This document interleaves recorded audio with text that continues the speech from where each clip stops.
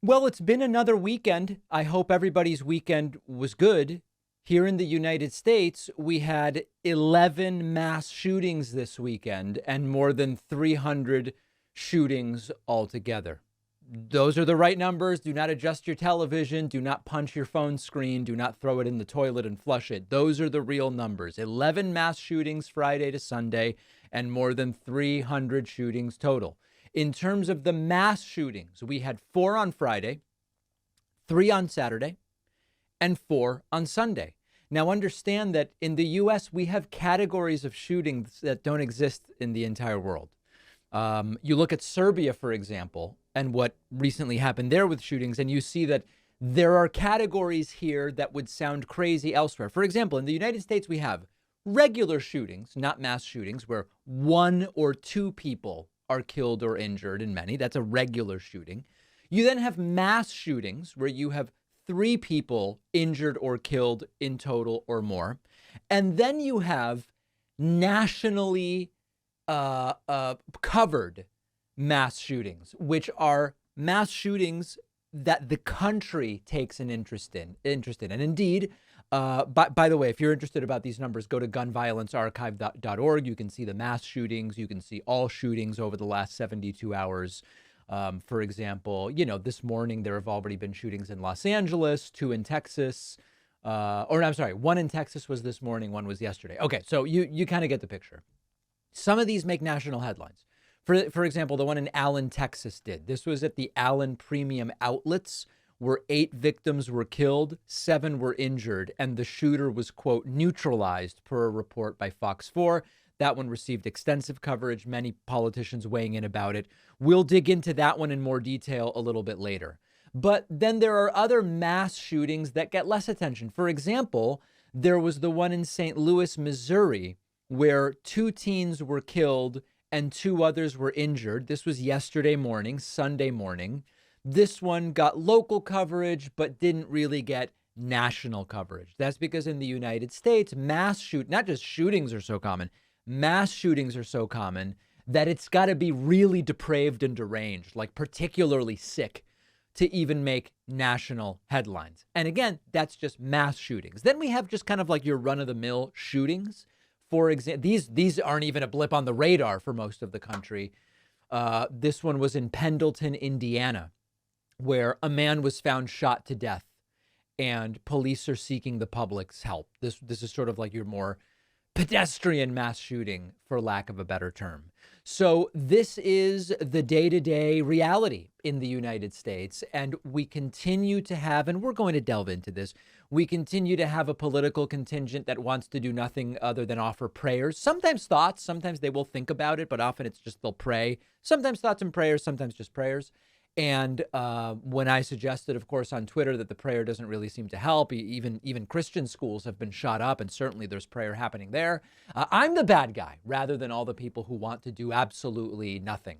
We then have elected officials who choose instead to focus on mental health, yet they don't want to fund mental health services, or they want to focus on violent video games, even when there's no evidence that the shooter played video games. You've all gotten to know this endless routine that we have in the United States. Another aspect to the cycle, of course, the sick, insidious cycle, is right when there's a major, again, I'm using the crazy terminology. When we have a major mass shooting of national interest, we should have an abbreviation for that. There are many people who say, now that this is again in the spotlight, as it is every few days, we should really do something about gun safety laws. And these are very popular proposals. We saw even a Fox News poll last week said that most Americans favor requiring a background check in every case of a gun transaction, even between private individuals. These things are very popular. Oh, we can't politicize this in the immediate aftermath. Tensions are running high. The families haven't buried their dead. You hear all this stuff. But we do send our thoughts and prayers. Thoughts and prayers, you can do at any time. And then a little while goes by, and then hopefully the people seeking to make change, hopefully I mean from the perspective of the gun people, the people seeking to make change forget, or they move on, or whatever the case may be.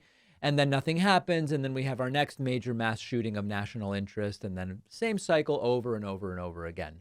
I have to tell you, though, we did hear from a few people after the shooting in Allen, Texas, who were stepping out of their, you might call it their prescribed characters, and actually said things that make a lot of sense. I want to look at a couple examples of this with you right now. We talked about 11 mass shootings in the United States over the weekend, more than 300 total shootings. Those are the real numbers. 11 mass shootings, 300 total shootings. And much of what we got from the gun people, as I call them, after the Allen, Texas shooting left 8 dead, 7 injured at a mall, much of it was the same do-nothing agit trash that we've been looking at for decades. But we heard from an interesting guy, a witness of the mall shooting. His name is Stephen Spanauer. And one of the things that he said was, I'm an ex-cop. I'm an ex-military officer. I'm a gun person. I love guns. He loves his guns. But he said it wasn't mental health that killed these people.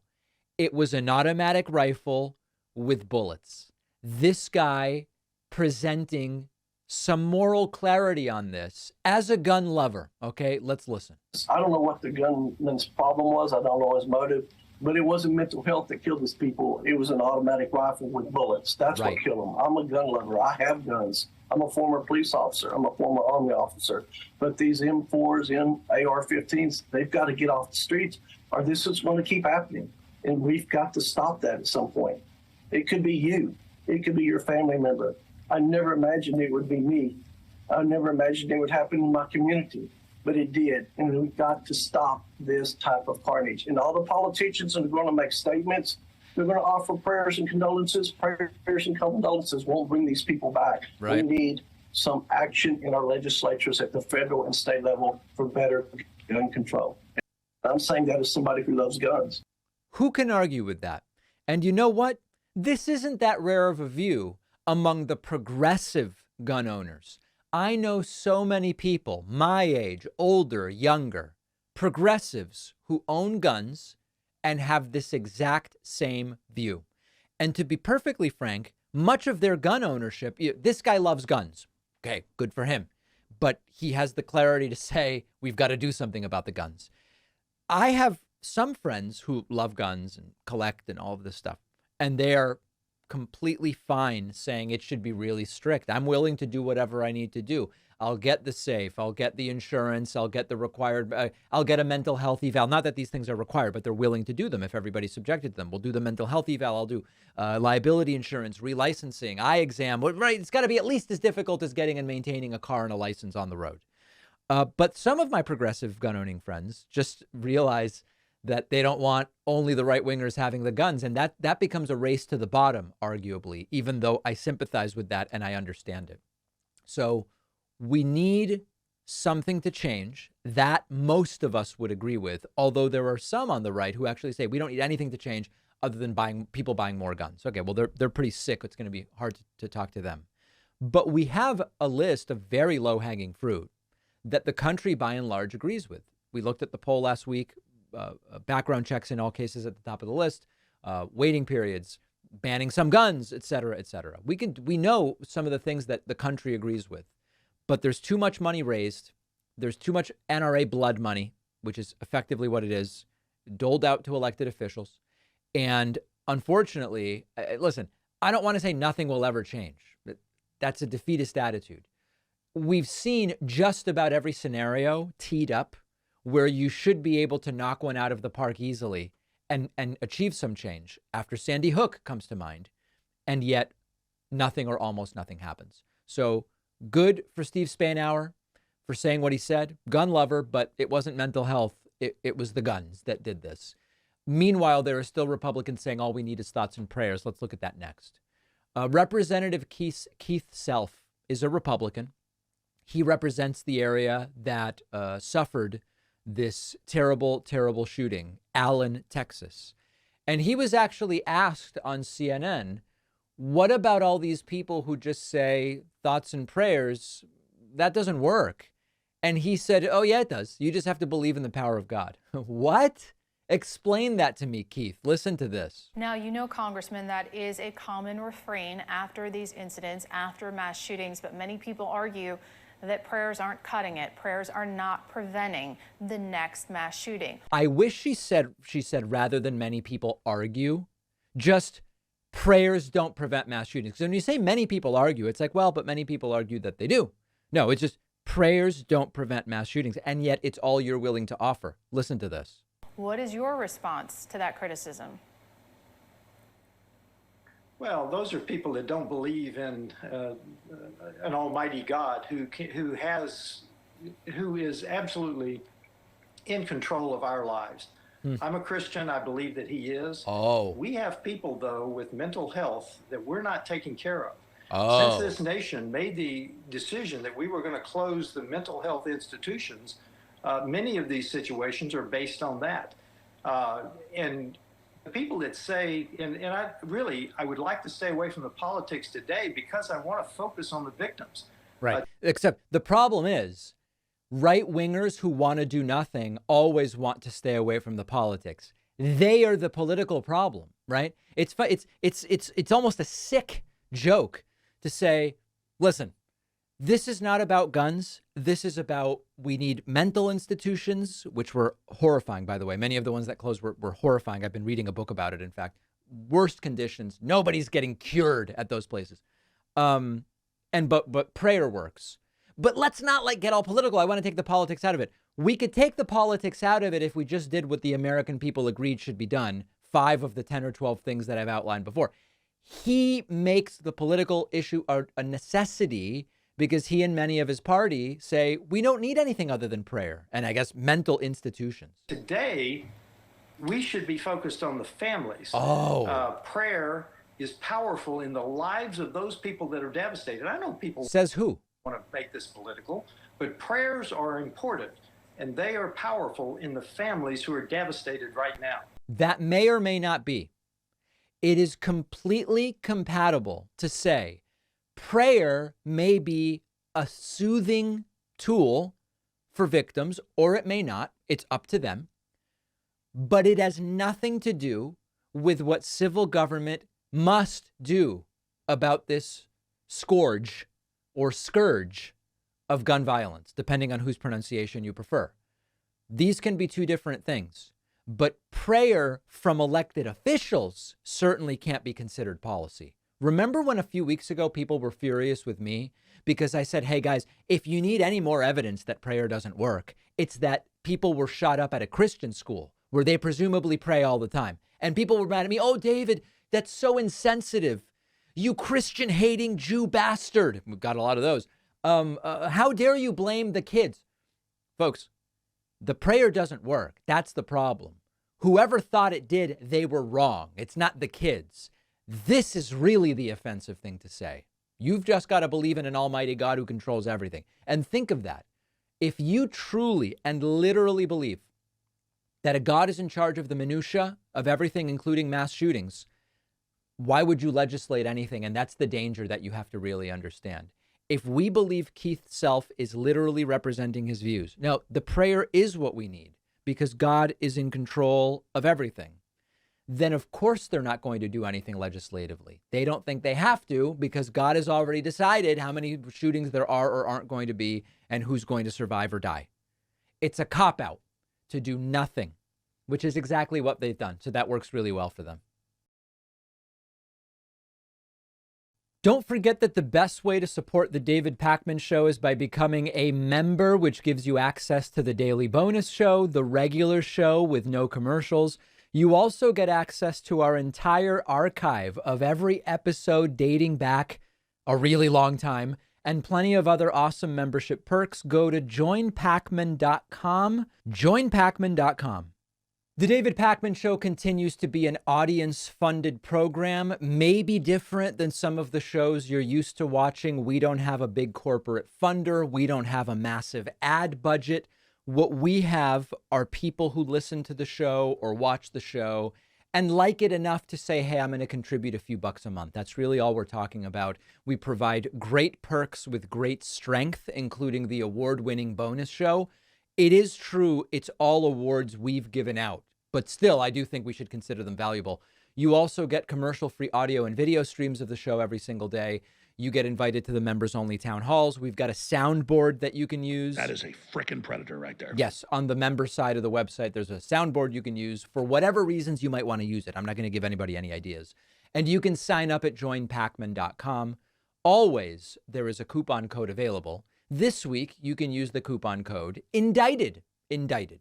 Let's talk about the economy, starting with jobs. We had very, very strong jobs numbers come out late last week. CNBC reports job growth totals 253,000 in April, beating expectations even as the U.S. economy slows from the standpoint of GDP. The simple facts are non-farm payrolls were expected at 180,000, came in at 253,000. That's great. Unemployment rate was 3.4%. The estimate was 3.6%. This is the lowest unemployment rate since 1969.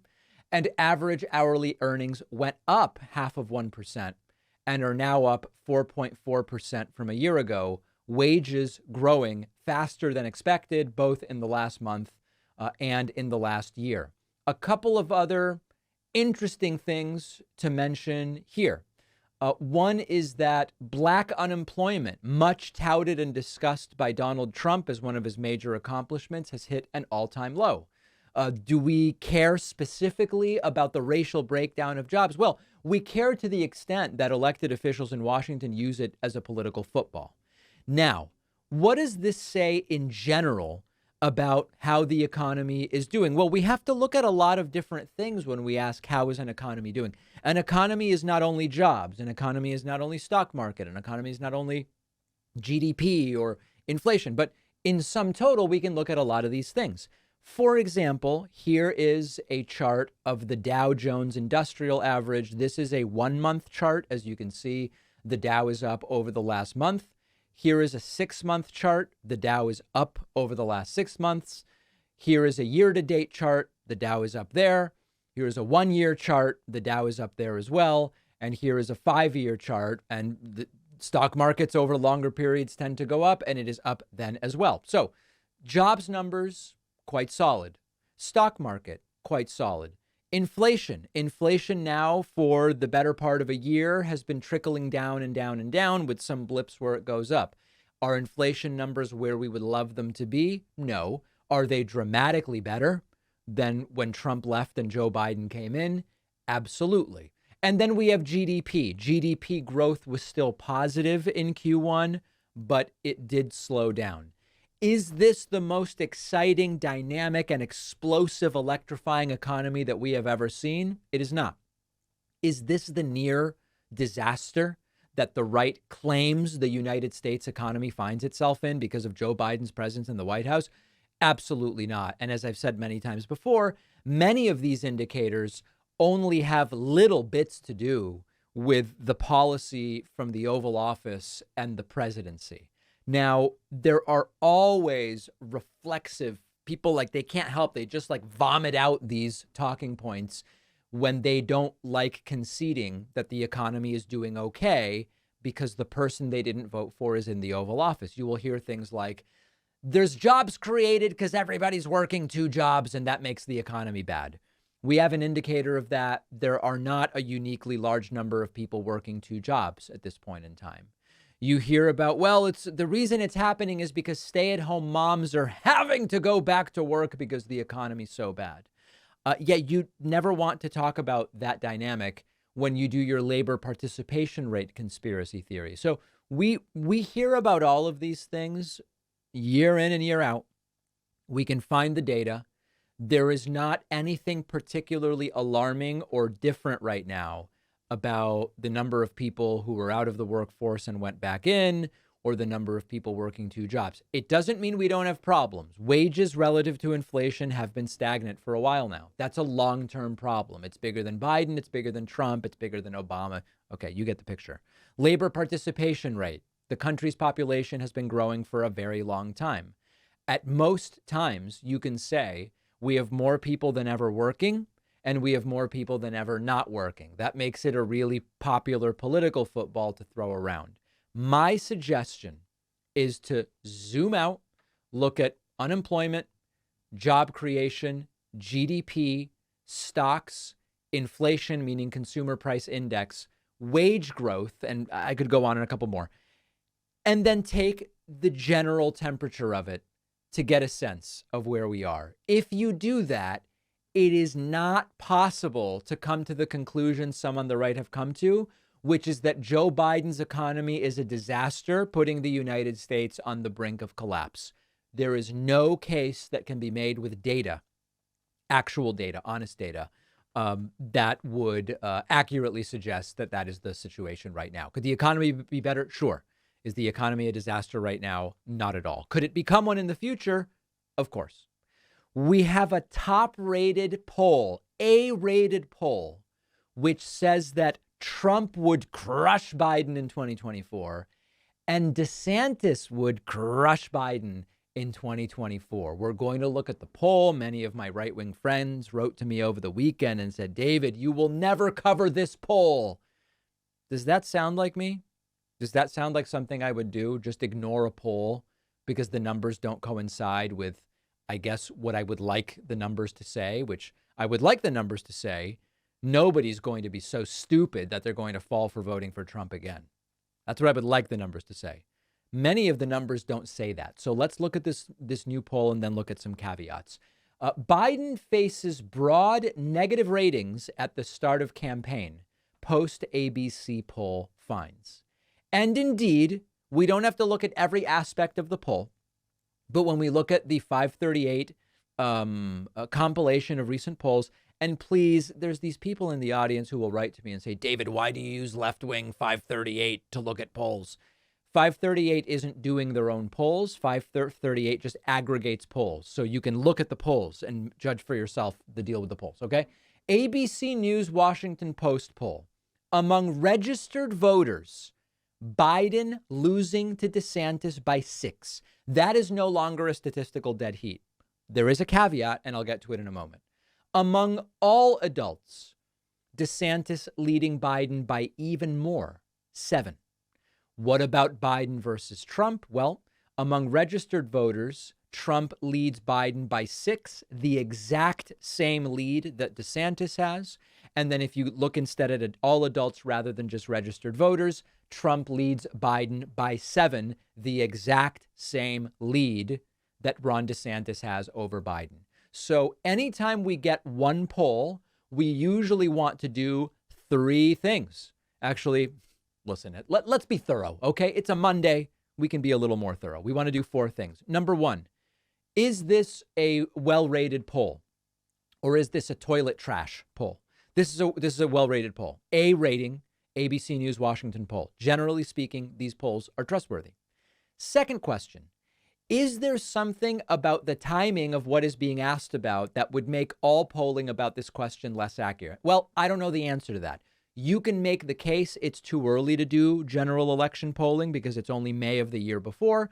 But the important thing is, if it's too early, it's equally too early for any pollsters. So we can compare this poll to other polls. That's the second question. Is there something about the timing or in particular that would make this a bad time to ask about this? Number 3, are there many undecideds where you have a lot of blanks in the polling? And the answer is in this poll, we do. When DeSantis leads Biden 44-38, that means 18% of people did not choose either of them. They either said unsure, neither, don't know, too early to say. That's a lot of people because the margin is only 6. So when 18% aren't even there, that's a question. And then with Biden, Trump, 16% aren't in there. At 39-45, you've got 16% of the electorate. These elections come down to somewhere between 1 and 5 points in general. So yes, that is a big caveat. A lot of people were not forced into making a choice here. They could say, I'm just not sure yet. I don't know, someone else. And then the fourth question in general, when we look at polling is this poll an outlier compared to others? And it sort of is. If you look at other polling, for example, the B+ rated YouGov poll that was done just a day before the one I just told you about, that one has Biden leading DeSantis and Biden tied with Trump.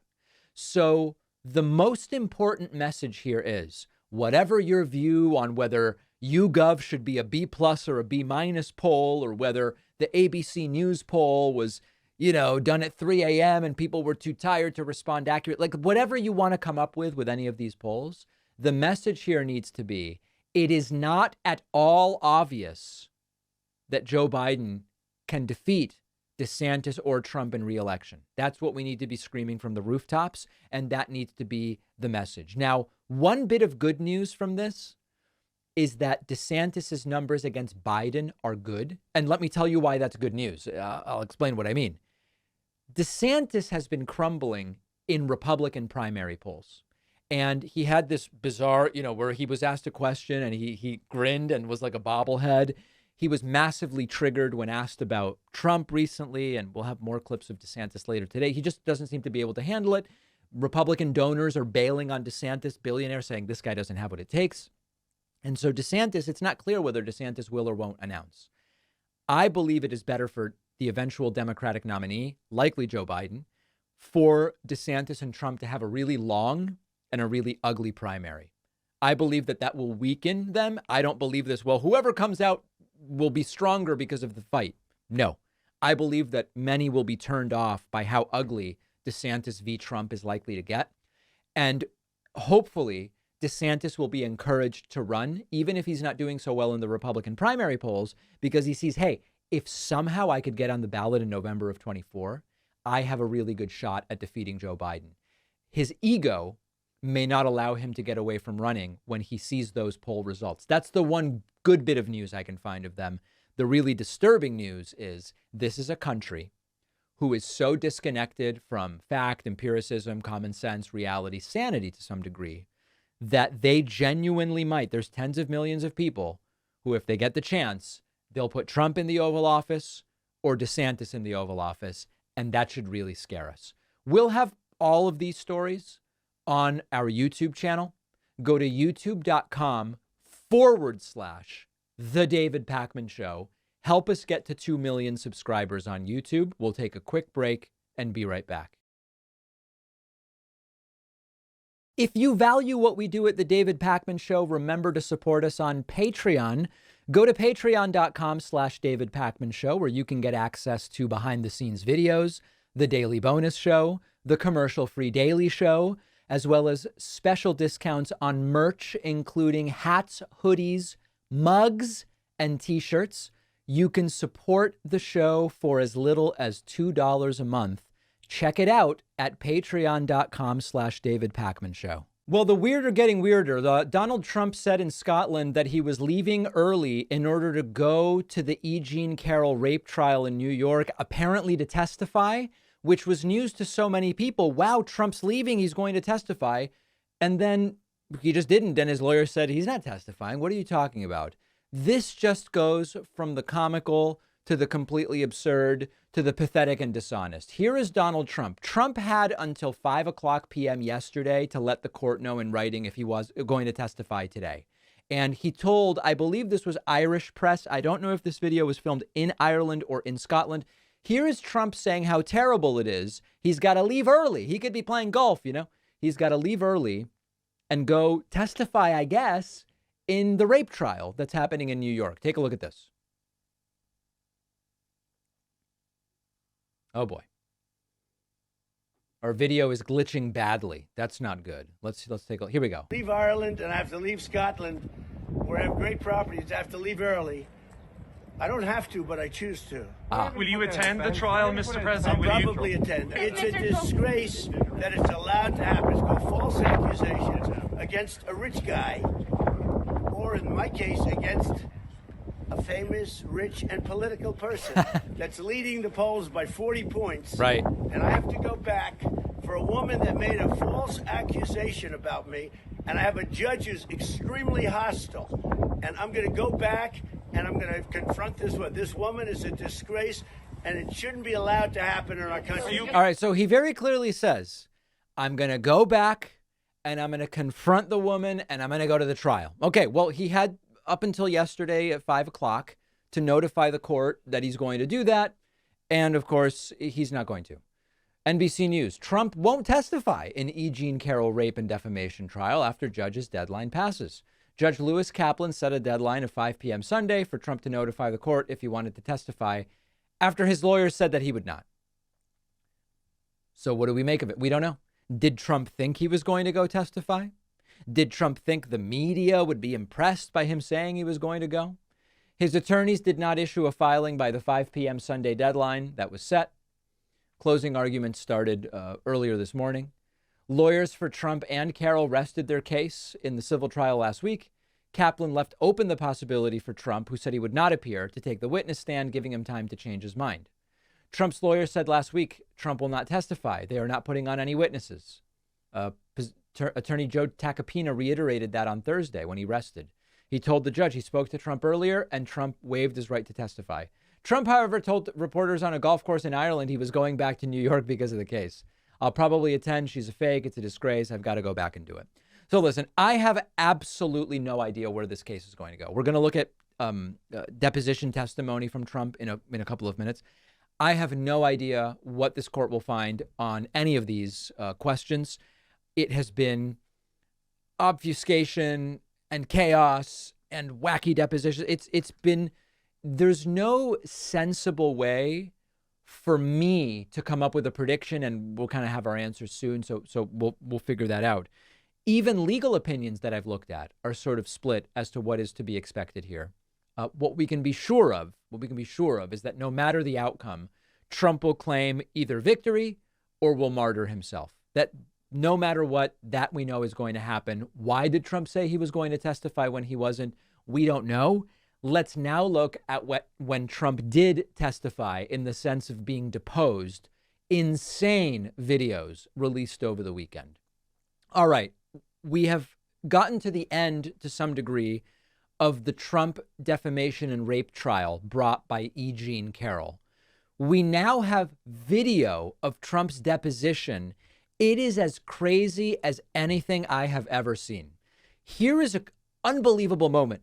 I would dare say Kafkaesque. Trump has long held one of the reasons he would not have sexually assaulted E. Jean Carroll is not that he doesn't sexually assault women. It's that she's not his type. That's about physical attraction. In this video I'm about to play for you, this is unbelievable. Trump is given a picture of E. Jean Carroll, and he believes that it's his ex-wife, Marla Maples, someone he presumably was attracted to, completely destroying the notion that E. Jean Carroll is not someone that is Trump's type. He thought it was his own ex-wife. Take a look at this. I don't even know who the woman. Let's see. I don't know who. It's Marla. Okay, it's Marla means it's my ex-wife, Marla Maples. You're saying Marla's in this photo? That's Marla. Yeah, that's my wife. Which woman are you pointing to? No, that's Here. Carol.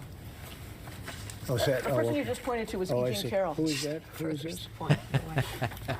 And the woman on the right is your then wife, I don't know. Ivana? This was the picture. I assume that's John Johnson. Is that? That's Carol. Because it's very blurry. There you go.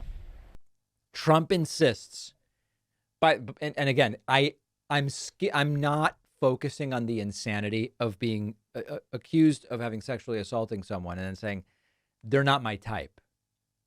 The right reaction from someone who doesn't commit sexual assault would be, I've never sexually assaulted anyone, and I don't sexually assault people. Anyway, it's not his type, except it sort of seems like she was, because he thought it was his own ex-wife. That is wild, wild stuff. And somehow the people defending Biden we're supposed to believe are creepy in some way.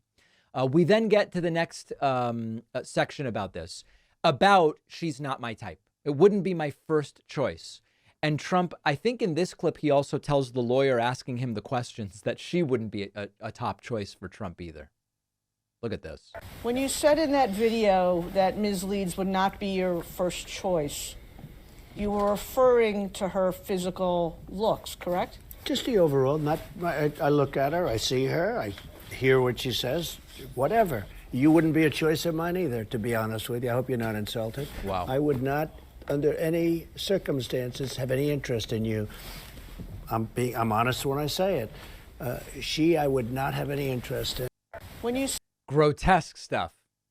Grotesque stuff. Trump wouldn't be interested in Ms. Leeds or E. Jean Carroll or the lawyer asking the question. He's just not interested. The good news per Trump is if he doesn't find you attractive, he wouldn't sexually assault you. Of course, I would be much more inspired if Trump were to say, doesn't matter how attractive I find someone. I would never commit an act of sexual assault. That's not what he has chosen to say. Trump also challenged the timeline of the infamous Access Hollywood tape where he talks about when you're famous, they just let you do it. You can grab them by the you-know-what. Trump asked about whether he was engaged to Melania at different points in time and whether that would make that video more or less problematic or whatever. Trump just basically plays dumb and says, I don't remember when I was married. I don't remember when I was engaged. I don't know. Am I correct that video was recorded in September 2005? I guess that would, I don't know the date, but whatever date it was is fine with me. And am I correct that you were engaged to your current wife sometime in 2004? I don't know. Am I correct that you married your current wife in January 2005? I don't know relative to that tape, no. He doesn't know when he was married. Now, he's trying to get out of it by saying, I don't know when the marriage happened relative to that tape. But, I mean, listen, I'm not married. Don't most people remember when they got married? Is that a crazy thing to think you would remember? I don't know. Married people can write to me and let me know. The topic of the Access Hollywood tape did come up multiple times. Here's another moment of that. In this video, I just start kissing them. It's like a magnet. Just kiss. I don't even wait. And when you're a star, they let you do it. You can do anything. Grab them by the you can do anything. That's what you said, correct? Well, historically, that's true with stars. Trump's a historian here. That's all he meant. He just meant from the point of view of a history buff, when you're famous, they just let you do it. You can grab them by the you-know-what. It's true with stars that they can grab women by the Well, that's what it's. If you look over the last million years, I guess. A million years. I'm going to have to go back with that. Over the last million years, 250,000 of which it was modern humans. And then before that, even in pre-human times, you could just, when you were a star, pre-human stars, 750,000 years ago, they would just let you do it. I started thinking to myself, they're talking about stars and Trump's talking about a million years. Is it possible Trump's talking about actual stars like out in space and this is actually about something totally different? Let's go back. For the last million years, Trump weighs in on human history. Let's listen. It's true with stars that they can grab women by the Well, that's what it's. If you look over the last million years, I guess that's been largely true. Not always, but largely true. Unfortunately or fortunately. That's an even crazier little bookend. Fortunately or unfortunately. I guess it depends on the eye of the beholder, who's doing the grabbing and who's being grabbed. For a million years, when you're a star, they just let you do it. This guy is out of his mind, truly. Now, just for contrast, here's the one clip of this nonsense that Fox News played, which quite frankly is like they found the only 30 seconds where Trump doesn't seem as grotesque. Listen.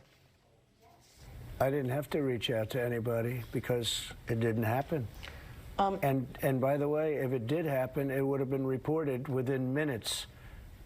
Talking about going to a major floor, probably, I assume, the most important floor, a major floor in a major department store. That's a very busy store, by the way. Right. And checkout counters and everything else. And I would be in there. I mean, it's the most ridiculous, disgusting story. It was just made up. Now, two things. One, Fox News picking the clip. They skip all the grab him by the you-know-what. They skip Trump telling the lawyer he's not attracted to her, which is crazy. And they pick this one clip where Trump seems more defiant about just it's all made up. The funny thing is, even this clip isn't that great for Trump if you understand the full story, because Trump has insisted as part of his defense, he never would really go to that store, Bergdorf Goodman. He's not super familiar with it. He never went there, blah, blah, blah, blah, blah. But he knows about the crowds and he knows about which floors are the most important floors, which would have the biggest crowds. Even this clip, to the knowing observer, contradicts the story Trump has been telling over and over and over and over again. So the deposition video is bonkers, cuckoo for Cocoa Puff stuff. Both sides have rested. we will see what ultimately comes of this defamation and rape trial. But if you understand the backstory, Trump doesn't exactly look good here. Follow us on social media, interact with the David Pakman Show community, see exclusive content, see when we're taking calls live, and stay up to date on other big show announcements. We post daily. Find us on Reddit, Twitter, Instagram, Facebook, Discord, and TikTok. So I hope that by now many of you have had a chance to see my interview with Lex Friedman on his podcast. It's about 3.5 hours long. If you haven't, we've linked to it on the press page at davidpakman.com. You can find it on Lex's YouTube channel. It's on his audio podcast. Check it out if it's interesting to you. One of the things that came up and generated a lot of discussion is the discussion about wokeness, and to some degree in relation to that cancel culture. And I want to delve into cancel culture here a little bit more, because I think that it has become untenable to continue even for a second pretending that the cancel culture is prevalent anywhere other than the American right wing. Now, I know that some of you will say, but David, hold on a second. It's the right wing that has been messaging for years now. We are against cancel culture. We're against cancellation. We're against all of that stuff. It is the left that cancels. Like with most of these things, it is the height of projection from the American right wing. It is they accusing the left of that which they are guilty of themselves. They say, we're against business regulation. We're against it all. Except when they want to force Twitter to publish their COVID nonsense. All of a sudden now, Twitter should be forced to publish COVID disinformation. Or businesses, if you want to require a mask, you shouldn't be allowed to do it. New law. You can't require masks if that's what businesses want to do, rather than letting the free market decide. I'm aware of bookstores that to this day require masks. And I'm aware of people that choose not to go to those bookstores because some people are over the masks. That's everybody's choice. Nobody's interfering. I thought that was the way that the right wanted regulation done. Okay. That gets us to cancel culture. Think of the framing from the right wingers, which is, we will not let the left keep canceling. The left are the cancelers, blah, blah, blah, blah, blah. The book banning movement, the height of cancellation, growing and growing and growing. And it is the right that is banning books, which is a form of cancellation. They are creating law to restrict the phrases, terms, and topics that teachers should be allowed to use, or better said, should not be allowed to use. That's an insane form of cancellation. They want to cancel Disney because Disney supported the Don't Say Gay bill. They want to cancel M&Ms because one of them was androgynous or whatever. That was crazy. They want to cancel Bud Light because Bud Light did a promo with a trans woman. And all of it over choices that businesses are simply making. They're not against the law. They don't create any legal issue. Colin Kaepernick knelt during the national anthem and then was involved with Nike. They wanted to cancel Nike because Colin Kaepernick was in a Nike ad. And in fact, they wanted to cancel the NFL at one point because people weren't standing during the national anthem. They wanted to pull public funding for stadiums. The NBA they wanted to cancel because the NBA has gone too woke.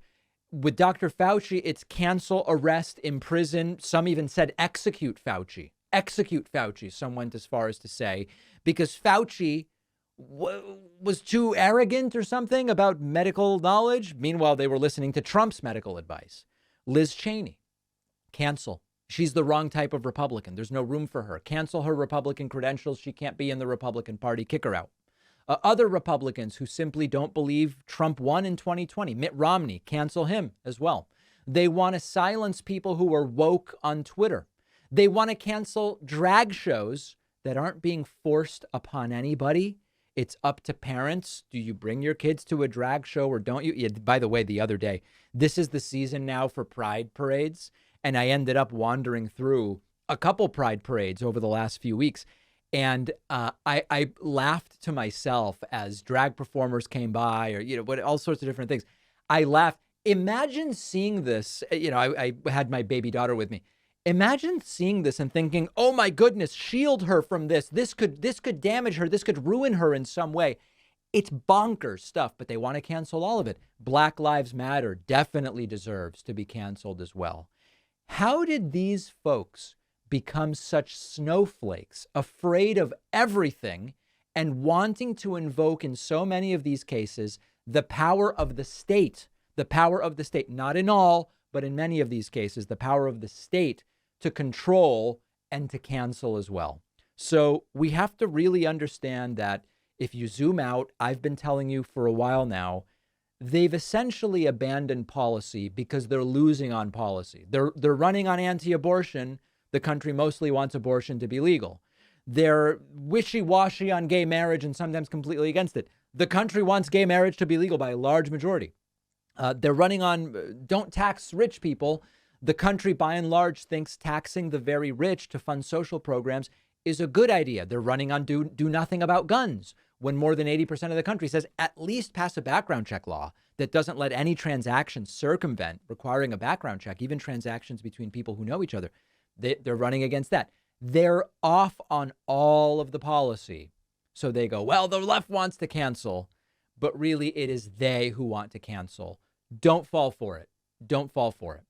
Ron DeSantis, in his latest proof of being completely not ready for prime time, ended up massively triggered at his own press conference. We're going to look at a couple of clips. And the story here is this guy is so not ready or able to handle a protracted and ugly national primary campaign against Donald Trump. He's just not ready.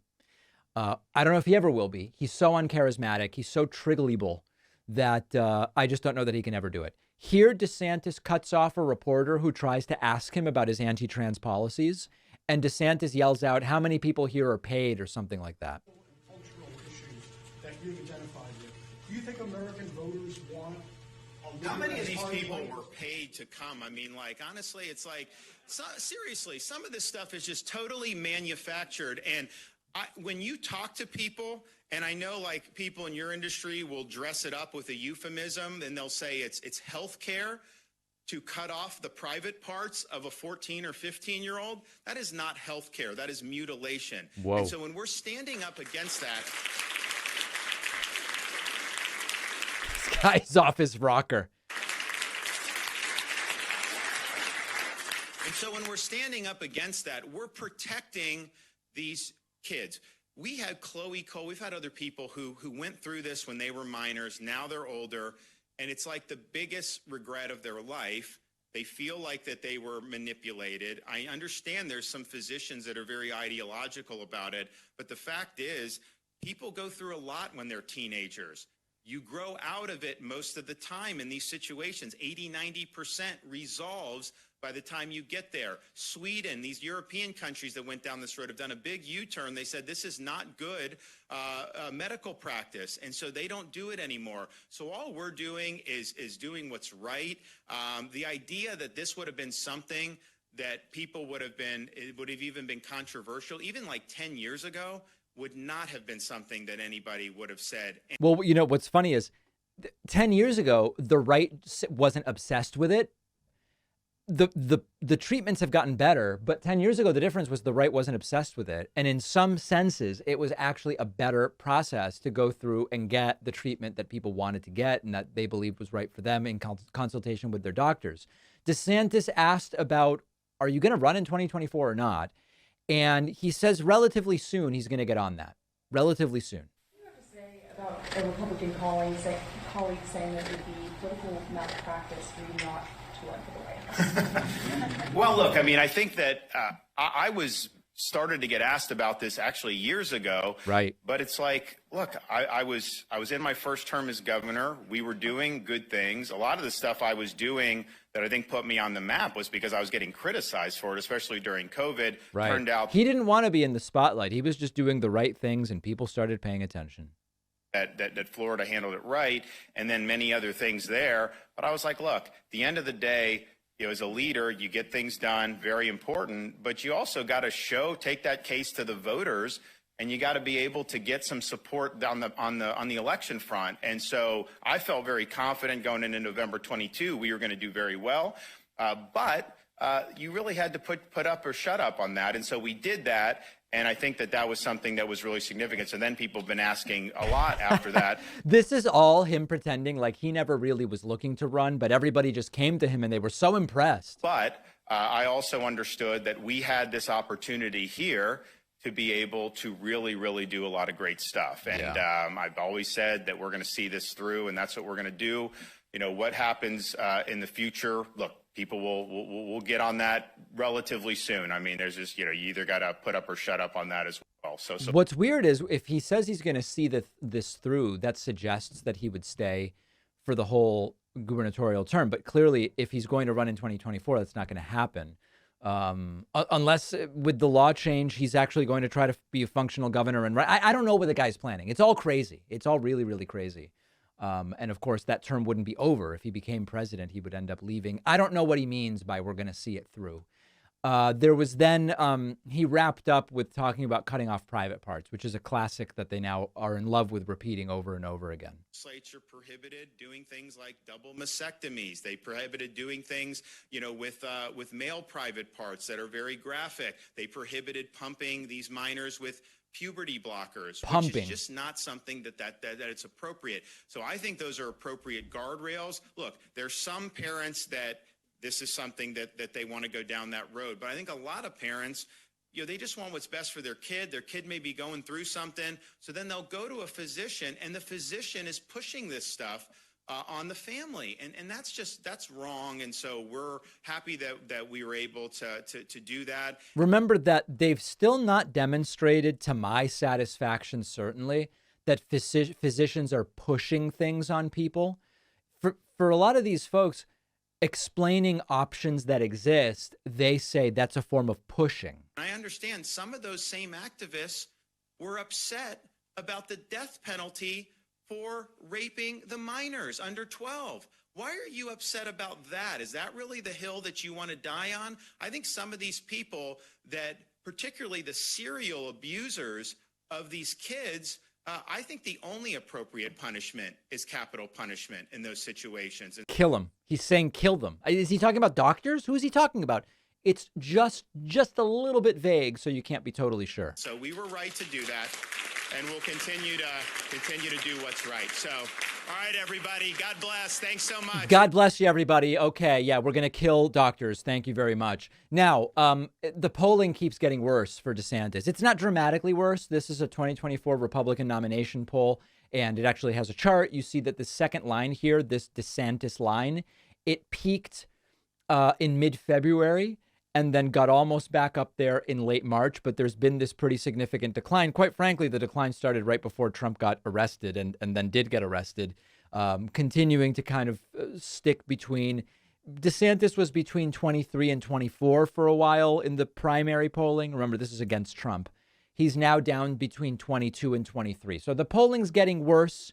Not dramatically worse, but it really doesn't seem like this guy has what it takes. And it's so easy to get under his skin.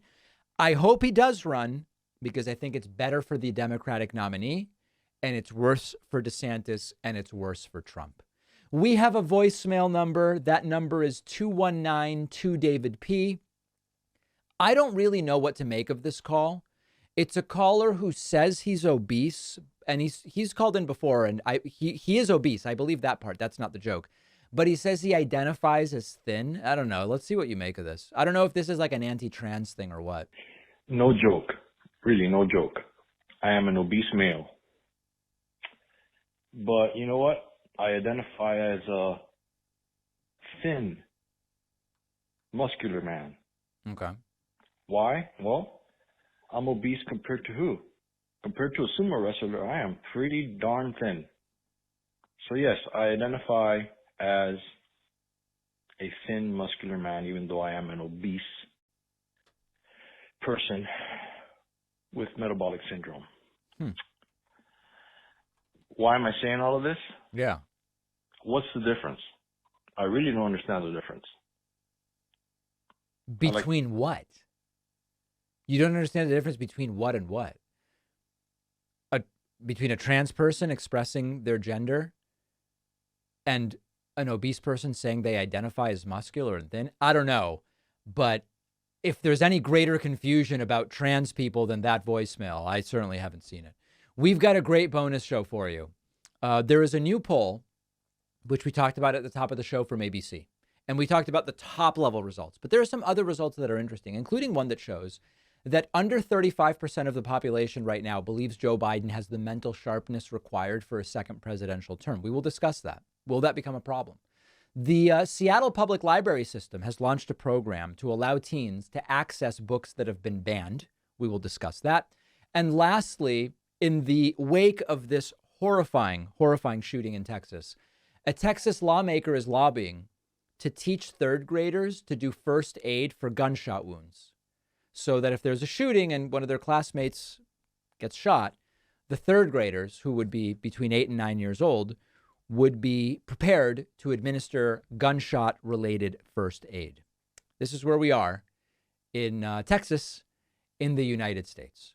All of those stories and more when I am joined by producer Pat on The Bonus Show. Oh, The Bonus Show, where you want to make money, but everybody else that makes money to fund themselves is bad. Super strong bonus show today. I do think today we'll make money on The Bonus Show. Last week we took a day off from making money on The Bonus Show, but this week we should do it. Also, I have just been notified that Steve Bannon is now coming after me, so we're going to review that. I'll probably have more about that for you either on The Bonus Show or tomorrow. JoinPacman.com is the place to sign up. We will see you then.